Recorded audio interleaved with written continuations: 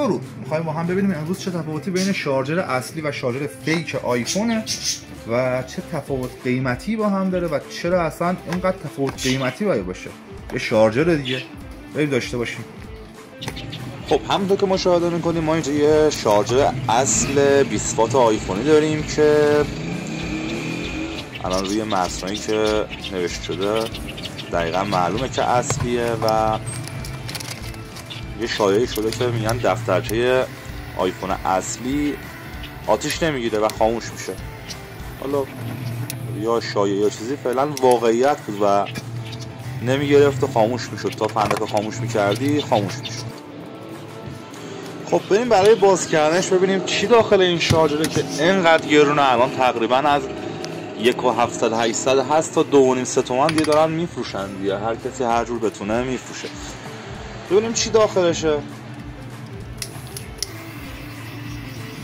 با پیچ‌گوشی که نتونستیم باز کنیم مجبور شدیم با فندک اتمی بریم سراغش که گرمش کنیم و بازش کنیم ببینیم باز میشه یا نه.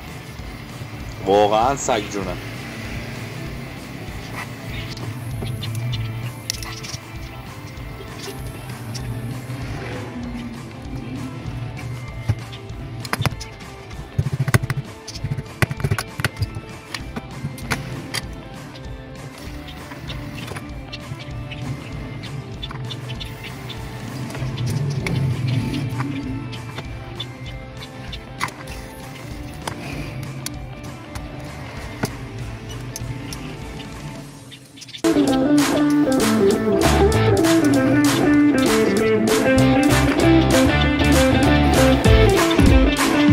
یعنی اینقدر سفت و سگ جون بود که مجبور شدیم کم کم بسوزونیم و از بغل یواش یواش بازش کنیم، بشکنیم.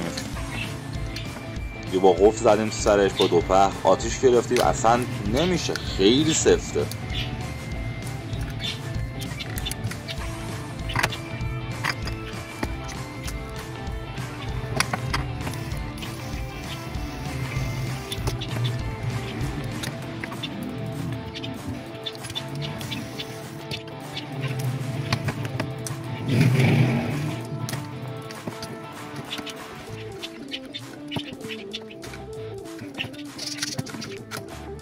با هر بدبختی بود بالاخره تونستم بازش کنم و باز شد. دیدم عجب ابتکاری و واقعا چیز حقی بود.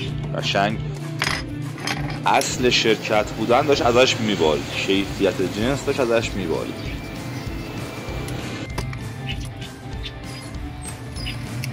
خب با هر بدبختی بود بالاخره باز شد و بالاخره ما رو بیچاره کرد تا باز شد. اما همونطور که مشاهده میکنین یه تبدیل خیلی خوبه استفاده شده ازش و کیفیت خیلی بالایی روی تبدیلش داره و یه سری قطعات روی بورد من دیدم که تقریبا 10 تا قطعه اصلی داره و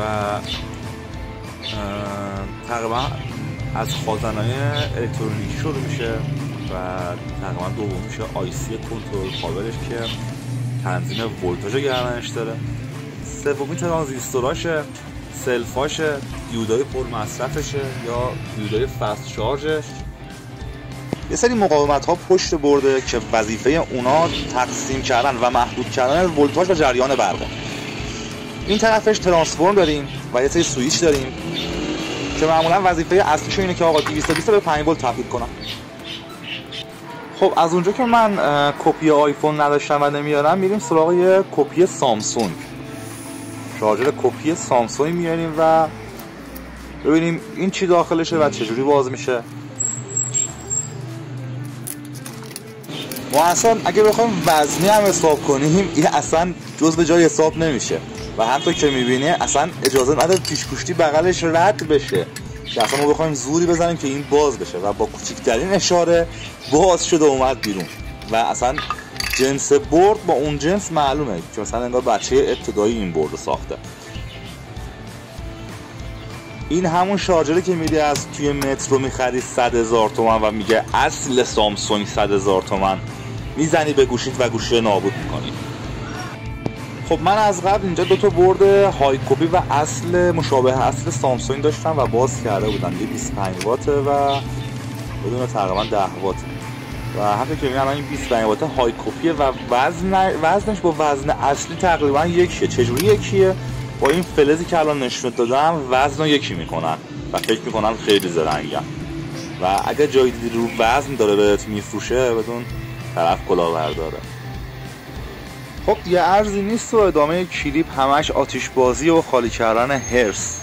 دوست نداشتی نبین، دوست هم داشتی ببین، لایک کن، سابسکرایب کن، ویدیوهای جذاب داریم.